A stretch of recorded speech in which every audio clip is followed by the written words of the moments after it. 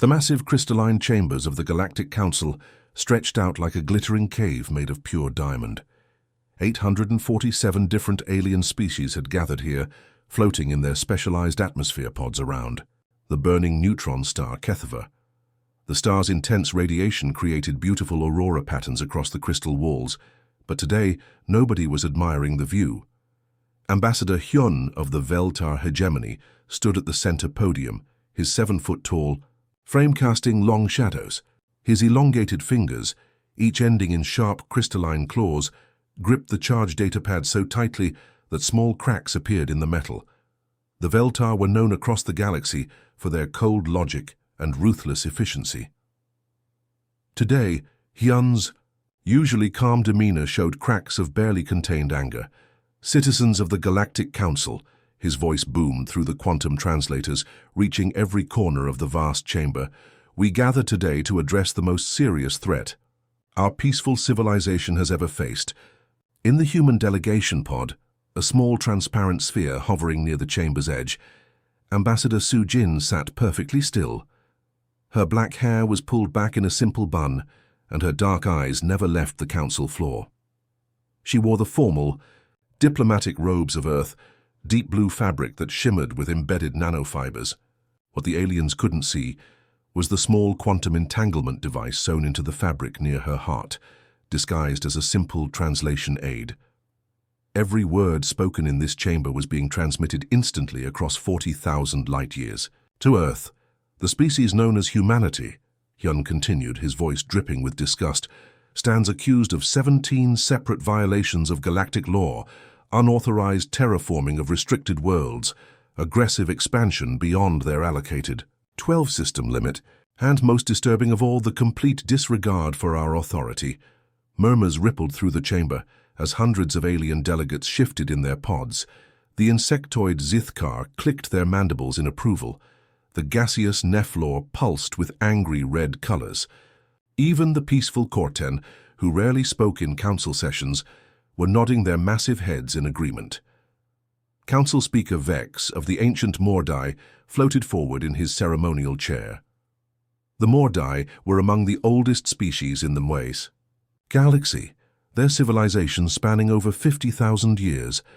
Vex's translucent skin revealed the complex neural networks beneath, pulsing with electric blue energy as he processed the charges.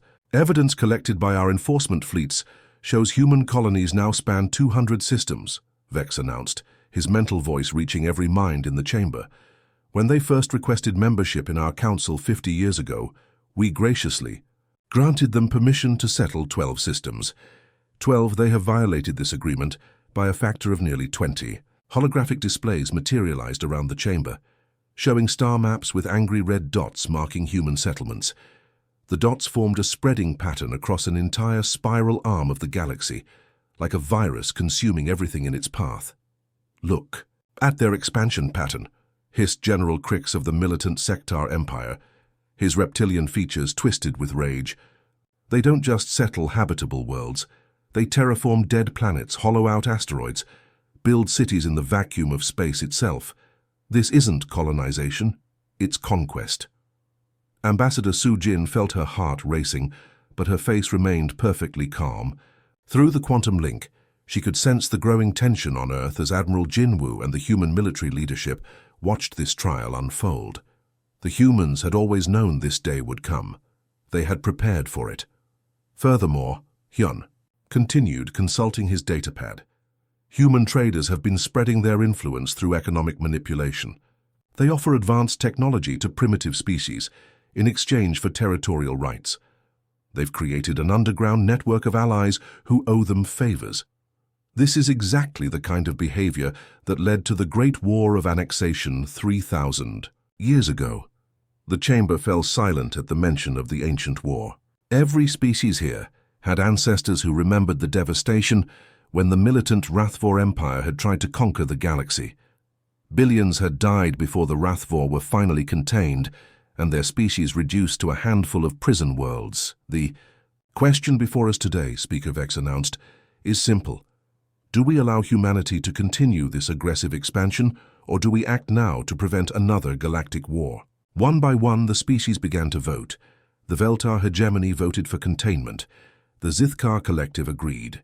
The ancient Krishan Empire, despite their usual neutrality, voted yes.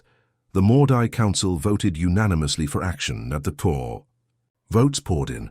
Sujin touched the hidden transmitter beneath her robes. On Earth, Admiral Jinwu stood in the war room deep beneath Seoul, watching the vote count climb. His weathered face, scarred from battles fought decades ago, grew darker with each passing moment. Around him, the greatest military minds of humanity watched their species being condemned by creatures who had never bothered to understand them. 847 votes for containment, Speaker Vex announced. 0 votes against. The decision is unanimous. The chamber erupted in approving sounds from hundreds of different species. Clicking, buzzing, humming, and mental projections of satisfaction filled the air. Effective immediately, Hyun declared with obvious pleasure. Humanity is confined to the Sol system indefinitely. All human orbital defenses will be disabled by our enforcement fleets. All faster-than-light communication systems will be severed. Any human vessel found outside Sol system will be destroyed without warning. Ambassador Sujin stood slowly, her movements graceful, despite the crushing gravity of the situation. Every alien eye in the chamber focused on her small human form. She looked so fragile compared to the towering aliens around her, so insignificant. The human delegation acknowledges this decision, she said calmly, her voice carrying clearly. Through the translators, though her hand trembled slightly as she touched the hidden transmitter one final time, sending humanity's response back to Earth. On Earth, Admiral Jinwu smiled grimly as he received the final transmission. The Council had made their choice. Now humanity would make theirs. The Council believed they had contained a threat. They had no idea they had just declared war on ghosts. The war room on the Veltar flagship, Eternal Dominion, hummed with nervous energy as Commander Rack stared at the sensor displays. 3 months had passed since the Council's judgment, and the silence from human space was deafening. The massive holographic star map showed 200 red dots where human colonies should be bustling with activity. Instead, every single dot pulsed a cold, empty blue. "Sir," Rack's voice cracked slightly as he addressed Ambassador Hyun, who stood rigid behind the command chair. "The human colonies, they're all empty." Hyun's crystalline claws clicked against the metal railing as he leaned forward. His 7-foot frame cast an intimidating shadow across the bridge crew, but today even he seemed smaller somehow. "Define empty, Commander. Are we talking about evacuated settlements or something else?" "No life signs anywhere, sir. No ships in orbit, no communications, no heat signatures from populated areas. It's like 50 million humans just vanished into thin air." The bridge fell silent except for the steady hum of the ship's engines. Rack pulled up detailed scans of the former human colony on Kepler 442b. The mining world had housed over 50,000 humans just 3 months ago, with massive excavation sites and orbital processing stations that had been visible from space. Now the scanners showed empty buildings, powered-down machinery, and not a single living soul. "What about their defensive installations?" Hyun demanded. "The Council ordered us to disable their orbital platforms, but there's nothing to disable. The platforms are still there, but they're completely powered down." Lieutenant Kex, a young Veltar officer with nervous tremors in his antenna, spoke up from the communication station. "Sir, we've been trying to raise them on all frequencies for weeks. Not even automated responses. Their quantum communication arrays are still intact, but it's like nobody's home to answer." Across the galaxy, similar reports were flooding into Council headquarters on the neutral world of Nexus Prime. The bustling trade hub of New Geneva, once humanity's crown jewel of interstellar commerce, sat like a ghost town in space. Its massive orbital stations, capable of docking 1,000 ships simultaneously, hung empty and dark. The shopping districts that had once attracted visitors from hundreds of species were powered down but structurally perfect, as if everyone had simply walked away mid-conversation. On the mining world of Titan's Edge, automated excavation robots continued their programmed routines, digging precious metals from the planet's core while their human operators were nowhere to be found. The robots worked in perfect synchronization, loading cargo ships that would never depart, following instructions from supervisors who had apparently evaporated. Even more disturbing was Earth itself. The blue-green jewel that had been humanity's homeworld had gone completely dark. No radio, signals, no orbital traffic, no signs of the 8 billion humans who had called it home.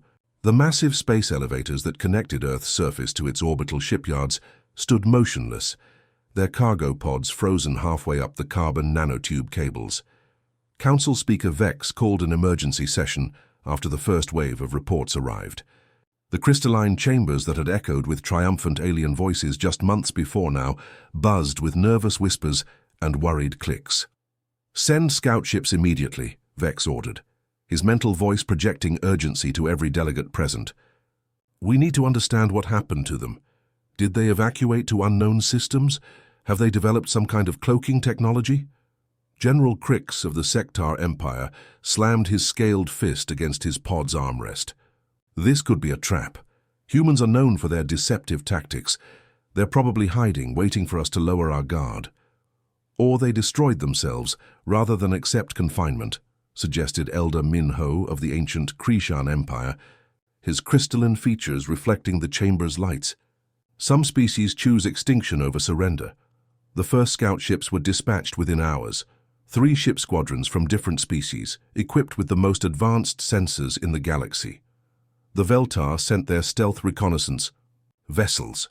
The Zithkar deployed their fastest interceptors.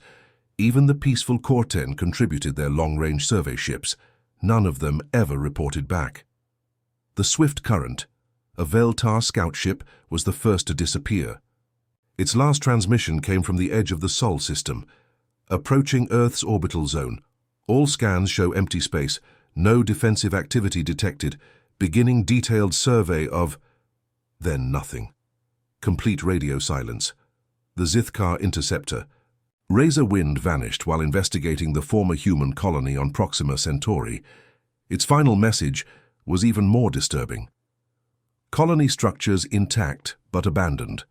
Wait, sensors are detecting something strange. Energy readings that don't match any known technology. Moving to investigate. Within 2 weeks, 17 scout ships from 8 different species had disappeared without a trace. No wreckage, no distress signals, no evidence of what had happened to them. It was as if they had flown into an invisible wall and ceased to exist." Commander Rack stood on the bridge of the Eternal Dominion, staring at the tactical display that showed the expanding zone of disappearances. Red X marks indicated the last known positions of vanished ships, forming a rough sphere around former human territory. "Sir," his sensor operator reported, with barely controlled fear, "long-range scans are picking up something unusual. The space, around former human colonies, it's not empty anymore." "Explain," Hyun demanded, his crystalline claws extending unconsciously. "There are gravitational anomalies, sir. Micro-distortions in space-time that our sensors can barely detect, and sometimes we pick up brief energy signatures that vanish the moment we try to lock onto them." Hyun's compound eyes reflected the bridge lights as he processed this information. "Are you telling me that humans have developed technology that can bend space itself?" "I don't know what I'm telling you, sir. All I know is that something is out there watching us, and whatever it is, it doesn't want to be found." In the council chambers, representatives whispered nervously among themselves.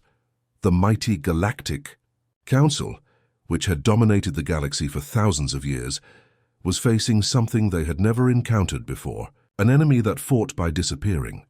A threat that struck by becoming invisible. Had humanity destroyed itself rather than accept confinement? The alternative, that they were still out there planning something, was becoming too terrifying to consider. Because if the humans were still alive, if they had somehow vanished 50 million people and made them invisible to the most advanced sensors in the galaxy, then what were they planning to do next?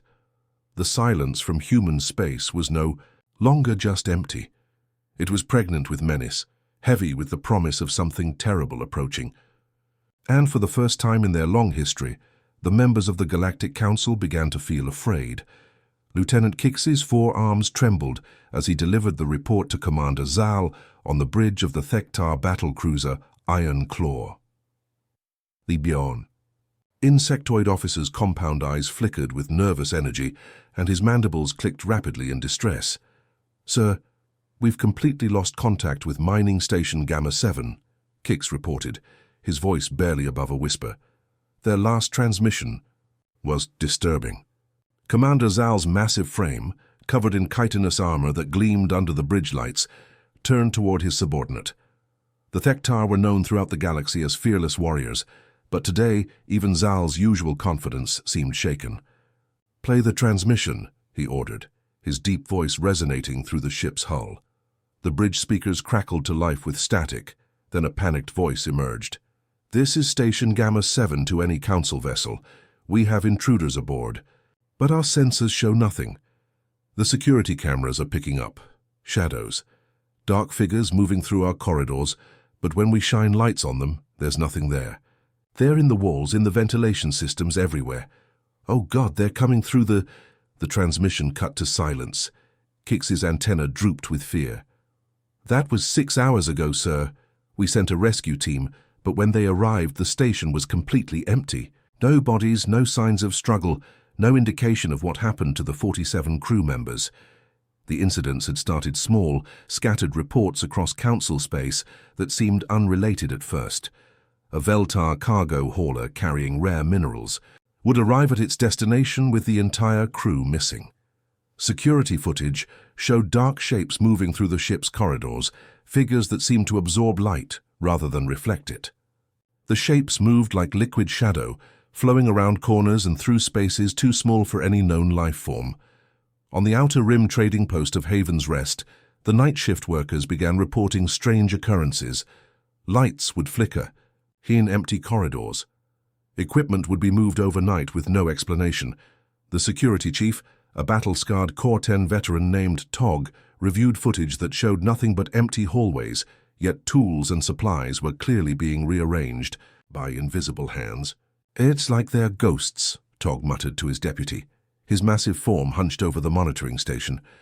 "But ghosts don't reprogram navigation computers or steal quantum encryption codes. The psychological warfare escalated when communication relays across 3 sectors began broadcasting the same message simultaneously. Every screen, every audio channel, every holographic display in Council space suddenly displayed the same words in perfect galactic standard. 'You judged us. Now we judge you.' The message lasted exactly 30 seconds, then vanished as if it had never existed. Technical teams found no trace of how the broadcasts had been initiated or where they had originated. The quantum encryption protecting their communication networks remained intact, yet somehow the humans had bypassed every security measure the Council possessed. On Veltar Prime, the hegemony's gleaming capital world, the power grid began experiencing daily anomalies that defied explanation. Every day at exactly 14:30 local time, the lights across the entire capital city would dim for 60 seconds. Not a complete blackout, but enough to plunge the sprawling metropolis into twilight gloom. The power companies ran diagnostics, replaced equipment, and implemented backup systems, but nothing prevented the daily dimming. Ambassador Hyun stood in his penthouse office, watching the city lights flicker below. His crystalline features reflected the dimming illumination as he spoke. To his aide, "They're toying with us," he said quietly, "showing us that our most secure facilities, our most protected worlds are completely vulnerable to them." General Yule of the Krishan Defense Force had reached the same conclusion. The ancient warrior's crystalline exoskeleton pulsed with nervous energy as he paced his command center. His species had survived for millennia by reading the patterns of war, and the pattern emerging now filled him with dread. "It's not random," he whispered to his tactical aide, Captain Knox. "Every incident serves a purpose. They're mapping our defenses, testing our response times, measuring our capabilities. This isn't harassment, it's reconnaissance." Military installations across Council space began reporting security breaches that made no tactical sense. Guard posts would find their weapons disabled for exactly 5 minutes, then everything would return to normal.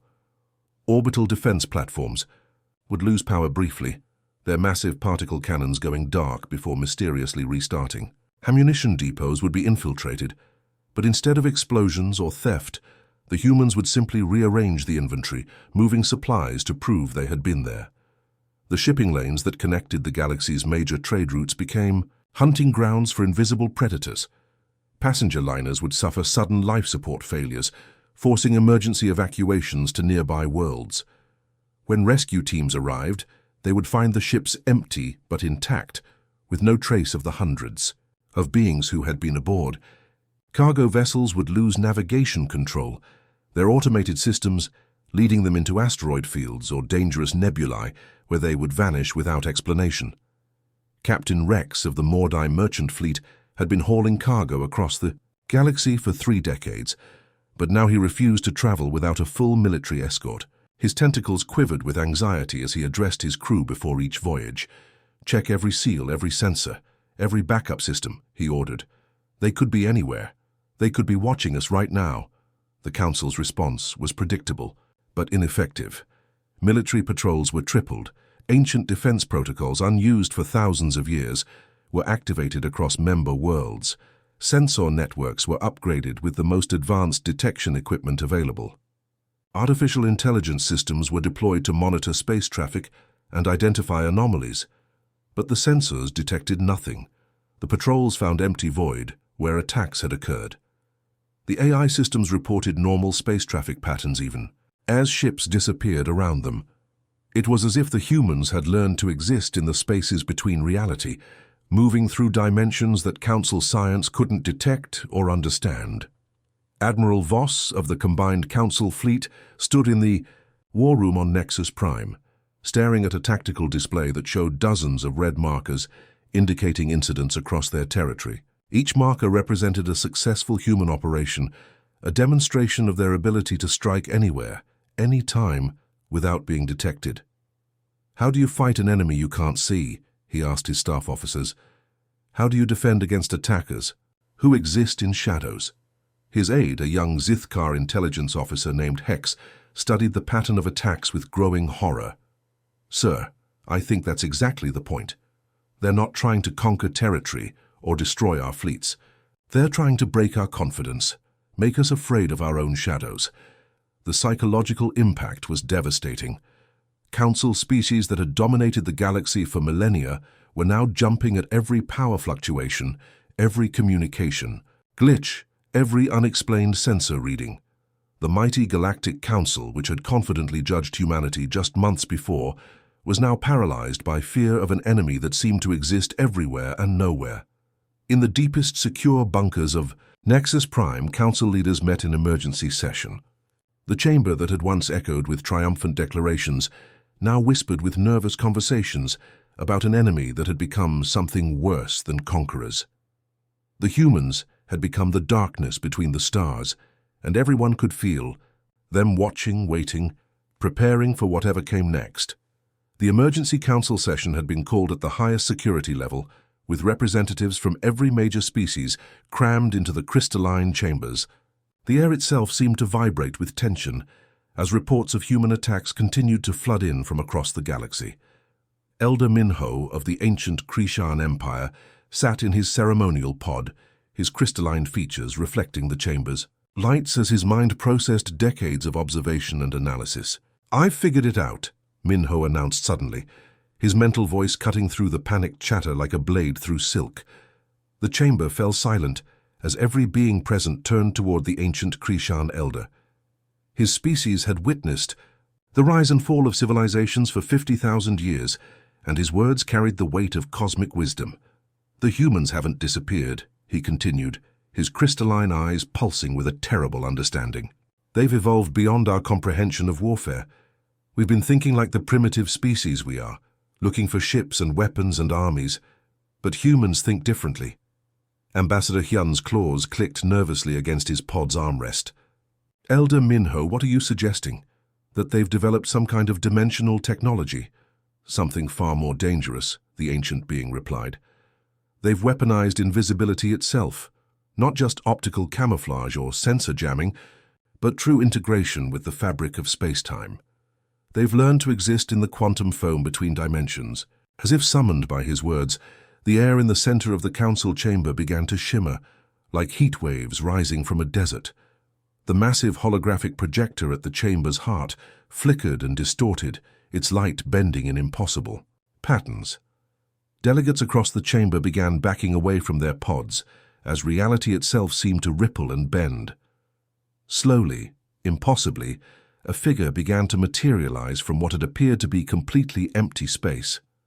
First came an outline, barely visible against the crystalline walls, then gradually solidifying into solid matter. The process was beautiful and terrifying, like watching a ghost choose to become real. Admiral Yunji stood before them in the center of the chamber, her presence commanding immediate attention. She was smaller than most beings in the room, her human features delicate compared to the massive aliens surrounding her, but there was something in her posture that made her seem larger than life. Her black hair was pulled back in a simple military style, and she wore no uniform or insignia, just a plain dark suit that seemed to absorb light rather than reflect it. Her eyes, dark and intelligent, swept across the assembled delegates with calm assessment. There was no fear in her gaze, no uncertainty. Instead, there was the controlled fury of someone who had been pushed too far and was now ready to push back. "Greetings, members of the Galactic Council," she said, her voice carrying clearly through the chamber without any need for amplification. The translation systems picked up her words and broadcast them in hundreds of different languages, but somehow her tone transcended the mechanical conversion. Every being present could hear the steel beneath her politeness. General Crix of the Sectar Empire reared back in his pod, his reptilian features contorting with shock. "Impossible! Our sensors would have detected any infiltration. The chamber is equipped with quantum-level detection grids." Yunji smiled, and the expression was somehow more frightening than any snarl. "Your sensors detect what we allow them to detect, General. While you built bigger ships with thicker armor and more powerful weapons, we took a different path. We perfected the art of not being there." She began walking slowly around the chamber's central area, her footsteps silent despite the hard crystal floor. As she moved, holographic displays materialized in the air around her, showing detailed schematics and surveillance footage that made the delegates gasp in horror. "Every trade agreement your species signed with us," she continued conversationally, "every cultural exchange program, every diplomatic mission and scientific collaboration was reconnaissance. For 50 years we studied you. We learned your technologies, your weaknesses, your deepest fears. The holographic displays showed human diplomats and traders moving through alien facilities, their apparent peaceful missions now revealed as intelligence-gathering operations. Technical specifications of Council warships, detailed maps of military installations, and personal profiles of political leaders scrolled past in devastating detail. Council Speaker Vex's tentacles writhed with growing rage and terror. "This is impossible! Our security protocols, our encrypted communications, our most classified information. We've been inside your networks for decades," Yunji interrupted smoothly. "Your quantum encryption, your biometric locks, your AI security systems, all of it has backdoors that we installed years ago. We know the location of every homeworld, every military base, every leader's private residence." She paused in her circuit of the chamber, fixing her gaze on Ambassador Hyun. "We know about your secret weapons development facility on Veltar 7th. We know about the bioweapon research you've been conducting in violation of galactic law." Hyun's crystalline features went pale. That facility was known to fewer than a dozen beings in the entire galaxy. "We know about General Crix's private army of clone soldiers hidden in the Outer Rim," she continued, turning to the Sectar commander. "We know about the Mordai Council's plan to assassinate the Zithkar Queen, to prevent their alliance with the Korten Federation." Each revelation sent shockwaves through the chamber, as secrets that had been buried for decades were casually exposed. The delegates began to realize that their every move, their every plan, their every private conversation had been monitored and recorded by invisible human observers. "We've been living in your spaces for months," Yunji explained, her tone almost casual. "In your asteroid fields, using hollowed-out rocks as observation posts. In your quantum communication networks, riding data streams across the galaxy. In your computer systems, your surveillance networks, Your very thoughts transmitted through neural implants.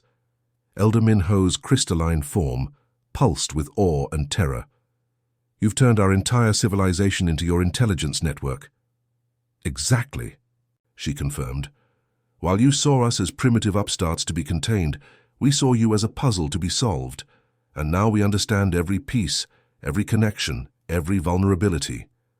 Council Speaker Vex's mental voice boomed through the chamber, carrying all the authority of ancient power.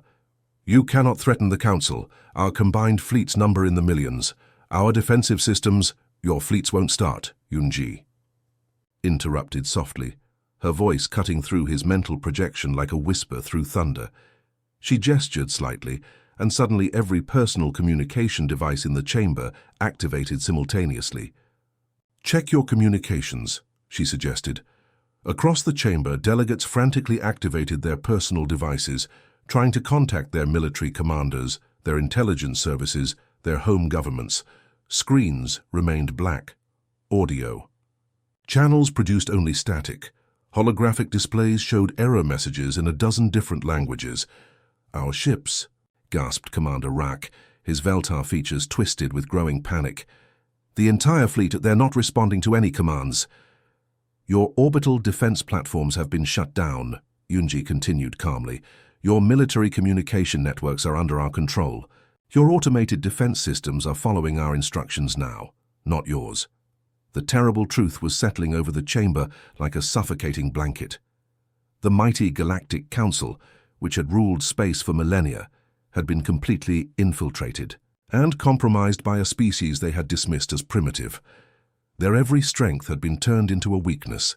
Their every advantage had become a vulnerability. The question now, Admiral Yunji said, her voice carrying a finality that made the crystal walls seem to tremble, is what we decide to do with you.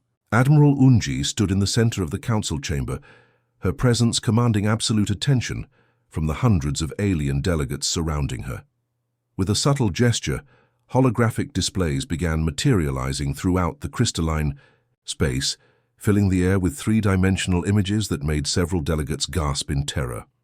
This is our offer, she announced calmly, as the displays showed detailed schematics of every major military installation, government facility, and strategic resource center across council space. The images rotated slowly, revealing security weaknesses, defensive blind spots, and classified information that should have been impossible for humans to obtain. The hologram nearest to Ambassador Hyun showed his own private residence on Veltar. Prime, complete with architectural blueprints, security system layouts, and real-time footage of his family having dinner. His crystalline claws extended involuntarily as he realized the implications. Complete dissolution of the current government structure, Yunji continued, her voice carrying to every corner of the vast chamber, and establishment of a merit-based system where no species is judged by their origin, their appearance, or their perceived threat level. More holograms appeared, showing proposed governmental structures, economic frameworks, and judicial systems that treated all species as equals. The designs were sophisticated, clearly the result of decades of planning and preparation. Council Speaker Vex's tentacles writhed with fury as his mental voice boomed through the chamber. You expect us to surrender our authority to a species of primitives? The Galactic Council has maintained order for 10,000 years. Your order, Yunji replied quietly, was built on fear, oppression, and the systematic suppression of any species that showed potential for growth. How many civilizations have you destroyed before they could challenge your dominance? General Krix of the Sectar Empire rose to his full 8-foot height, his reptilian features twisted with rage. The Council protects the galaxy from chaos. Without our guidance, there would be endless wars, resource conflicts, territorial disputes. Like the war you're planning against the Zithkar Collective next year? Yunji asked casually. Or the resource embargo you've secretly organized against the Corten Federation? We have documentation of 17 different wars the Council has either started or prolonged for political advantage. The chamber erupted in nervous chittering and mental projections as delegates realized that their most classified military plans had been exposed. Species that had been allies for centuries suddenly looked at each other with suspicion, wondering what other secrets had been revealed.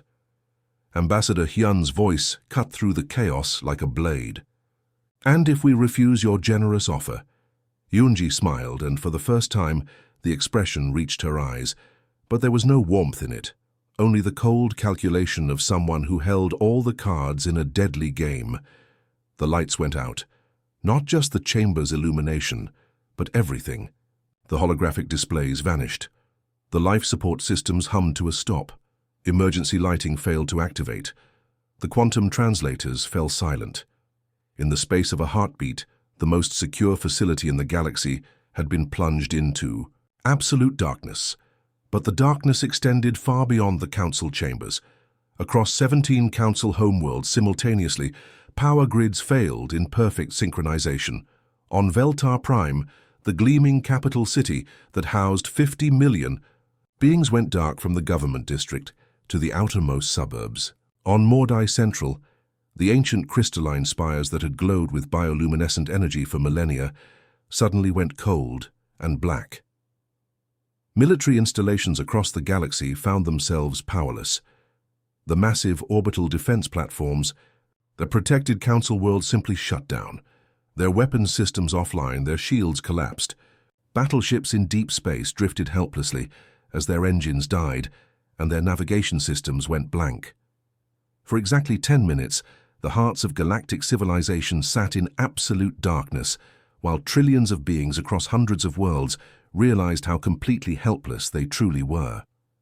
In those 10 minutes, the mighty Galactic Council became just another collection of frightened beings sitting in the dark, waiting to see if the lights would ever come back on. When the power finally returned, Admiral Unji was gone.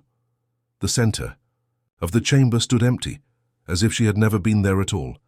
But her voice echoed from every speaker, every communication device, every holographic projector in the facility. "We don't want to rule you," her words carried clearly through the quantum translation systems. "We want to ensure that what you did to us never happens to anyone else. You have 72 hours to consider our proposal." The following days revealed the true scope of human infiltration throughout Council space. Admiral Voss of the Combined Fleet discovered that his ships wouldn't respond to navigation commands. When he ordered the flagship Eternal Victory to change course, the massive dreadnought continued on its previous heading, as if his orders had never been given. "Sir," reported his navigation officer, a trembling Zithkar named Bex, "the computer systems are responding to commands, but not our commands. Someone else is controlling the ship." Similar reports flooded in from across the galaxy. Orbital fortresses that had protected council worlds for centuries powered down one by one, their massive particle cannons falling silent. Communication networks that had carried vital messages across space for millennia now transmitted only what the humans allowed. General Yule of the Krishan Defense Force stood in his command center, watching helplessly as his most advanced military systems displayed a simple message. "Your weapons are offline, your defenses are down, your troops are confined to barracks. Please stand by for further instructions." The surrender came not through battle, not through the clash of fleets or the fall of cities, but through the gradual realization that resistance was impossible against an enemy that existed everywhere and nowhere. How do you fight beings who control your own technology better than you do? How do you resist an occupation when the occupiers are invisible? 6 months later, the crystalline chambers that had once echoed with the arrogant pronouncements of the Galactic Council now hosted the first session of the Terran Accord. The new government structure was elegant in its simplicity, representatives chosen for their competence rather than their species, decisions made based on evidence rather than prejudice, laws applied equally regardless of origin. Humans didn't rule as conquerors or sit on thrones of conquered worlds. Instead, they served as the unseen guardians of galactic peace, monitoring communication networks, preventing conflicts before they could escalate, and ensuring that no species ever again faced the kind of judgment humanity had endured. Former Ambassador Hyun, now serving as the Veltar representative in the new system, found himself working alongside beings he had once considered inferior. The irony wasn't lost on him that the merit-based system actually valued his diplomatic skills more than the old hierarchy ever had. In the quiet moments between sessions, when the great chamber hummed with peaceful cooperation instead of fearful whispers, the former council delegates would sometimes gather in small groups. They would speak in hushed tones about the day they learned that the most dangerous predator in the galaxy is the one you never see coming. Elder Minho, now serving as an advisor to the Accord, would often remind younger delegates of the lesson. Humanity had taught them all. Those who judge others must themselves be prepared to face judgment. The humans didn't just defeat us in battle. They showed us that true power isn't the ability to destroy your enemies, but the wisdom to transform them into allies. The galaxy had learned to fear the darkness between the stars, but in that darkness, they had also found something unexpected: justice, equality, and the promise that no species would ever again be condemned simply for daring to grow. The end.